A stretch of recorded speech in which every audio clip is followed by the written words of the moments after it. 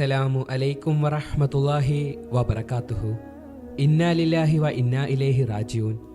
സമസ്ത കേരള ജംഇയ്യത്തുൽ ഉലമ കേന്ദ്ര മുഷാവറ അംഗവും ജാമിയ സഅദിയ ജനറൽ സെക്രട്ടറിയുമായ സയ്യിദ് ഫസൽ കോയമ്മ തങ്ങൾ ഖുറാ തങ്ങൾ വഫാത്തായി. അദ്ദേഹത്തിന് 64 വയസ്സായിരുന്നു. അല്പസമയം മുൻപായിരുന്നു അന്ത്യം. ഇപ്പോൾ എട്ടിക്കുളത്തെ വീട്ടിലുള്ള ജനാസ വൈകുന്നേരം 5 മണിക്ക് മംഗലാപുരം കുറത്തിലേക്ക് കൊണ്ടുപോകുമെന്നാണ് അറിയുന്നത്. ജനാസ നിസ്കാരം രാത്രി 9 മണിക്ക് കുറത്തിൽ നടക്കും. സമസ്ത പ്രസിഡന്റായിരുന്ന മർഹൂം താജുൽ ഉലമ ഉള്ളാൾ സയ്യിദ് അബ്ദുറഹ്മാൻ അൽ ബുഖാരി തങ്ങൾ സയ്യിദത്ത് ഫാത്തിമ കുഞ്ഞുബീവി ദമ്പതികളുടെ മകനായി 1960 മെയ് 1 ജനിച്ചു.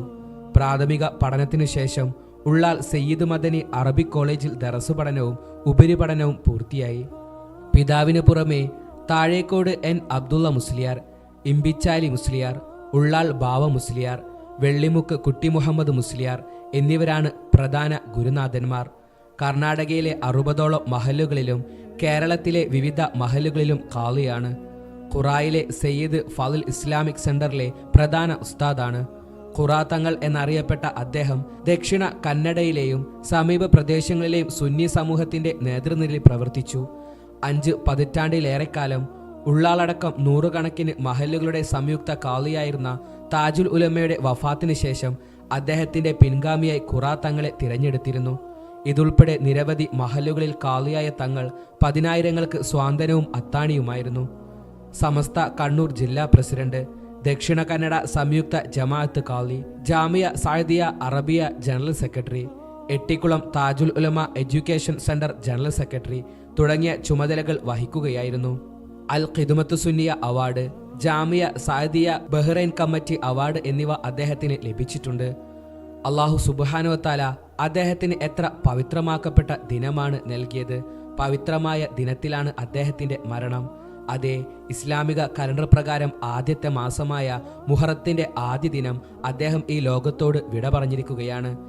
നമ്മുടെ വിശ്വാസപ്രകാരം റമളാനിന് ശേഷവും ഏറ്റവും പ്രാധാന്യം കൊടുക്കുന്ന മാസമാണല്ലോ മുഹറം മാസം.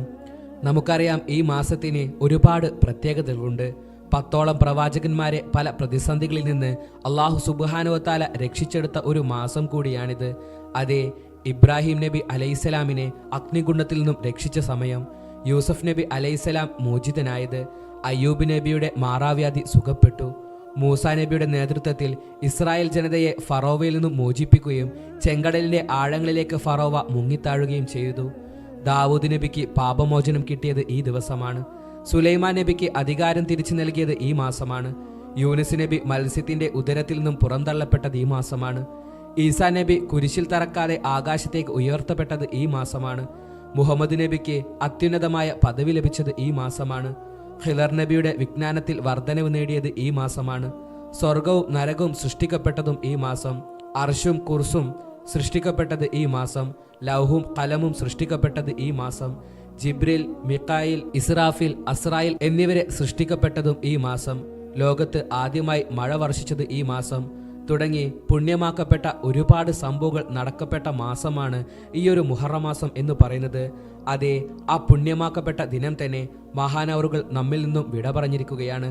അല്ലാഹു സുബ്ഹാനഹു വ തആല അദ്ദേഹത്തിന്റെ ഖബർ ജീവിതം സുഖത്തിലും സന്തോഷത്തിലുമാക്കട്ടെ. എന്തെങ്കിലും ചെറുതും വലുതുമായ തെറ്റുകൾ ചെയ്തു പോയിട്ടുണ്ടെങ്കിൽ അതെല്ലാം അല്ലാഹു സുബ്ഹാനഹു വ തആല ഈ മാസത്തിന്റെ പവിത്രത കൊണ്ട് മാപ്പാക്കി കൊടുക്കട്ടെ. അവരെയും നമ്മയും അല്ലാഹു സ്വർഗത്തിൽ ഒരുമിച്ച് കൂട്ടട്ടെ. ആമീൻ.